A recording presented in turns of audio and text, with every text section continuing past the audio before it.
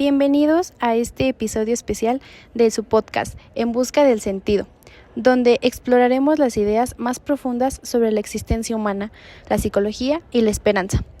Hoy hablaremos sobre un enfoque terapéutico que nació del sufrimiento y la reflexión, la logoterapia, desarrollada por el psiquiatra y sobreviviente del Holocausto, Viktor Frankl.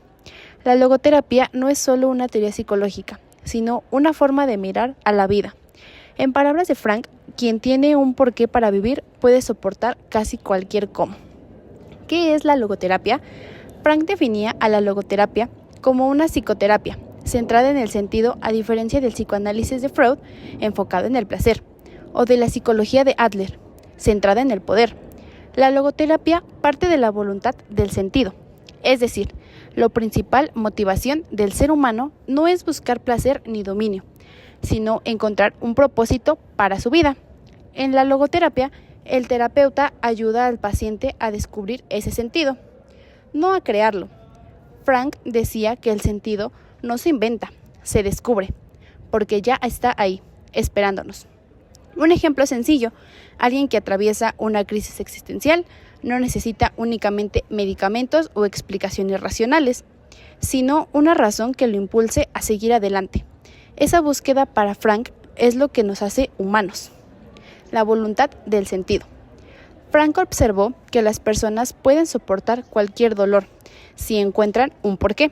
Durante su estancia en los campos de concentración, notó que quienes lograban sobrevivir no eran los más fuertes, sino quienes sentían que alguien los esperaba o que tenían una tarea pendiente. Esta voluntad de sentido es una fuerza vital. Cuando se frustra, es decir, cuando el ser humano no logra hallar propósito, surge lo que Frankl llama frustración existencial, que puede llevar al vacío, a la apatía o a la desesperanza. Él lo explica así: la salud mental no se basa en eliminar tensiones, sino en mantener una tensión saludable entre lo que somos y lo que podemos llegar a ser. A esa tensión positiva, Frankl la llama noodinámica, el vacío existencial. En el siglo XX, podríamos decir que también en el XXI, el problema más común no es la enfermedad mental, sino el vacío existencial. Frankl lo describió como ese sentimiento de que la vida carece de sentido. Aparece cuando el ser humano pierde sus instintos básicos y sus tradiciones, cuando no sabe ni qué hacer ni por qué hacerlo. Ese vacío puede manifestarse como aburrimiento, adicciones, búsqueda excesiva de placer o poder, o incluso depresiones sin causa aparente. Por eso, Frankl decía: el vacío existencial es la neurosis colectiva de nuestro tiempo.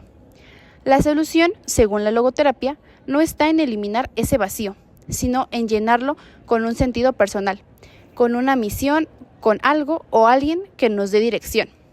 El sentimiento del amor y del sufrimiento. Para Frankl, hay 3 caminos principales para descubrir el sentido de la vida. 1, a través de la acción, al realizar algo valioso. 2, a través del amor, al entregarnos a alguien o algo que amamos. 3, a través del sufrimiento, cuando este es inevitable y lo asumimos con una actitud digna. El amor, decía Frankl, es la única manera de conocer la esencia profunda de otras personas. Y el sufrimiento, aunque doloroso, puede transformarse en sentido cuando lo aceptamos con valentía. Frankl contó el caso de un hombre que perdió a su esposa y vivía sumido en la tristeza. En lugar de intentar quitarle el dolor, le ayudó a descubrir que, al sobrevivirlo, le había ahorrado a ella el mismo sufrimiento. Esa nueva perspectiva transformó su dolor en un acto de amor.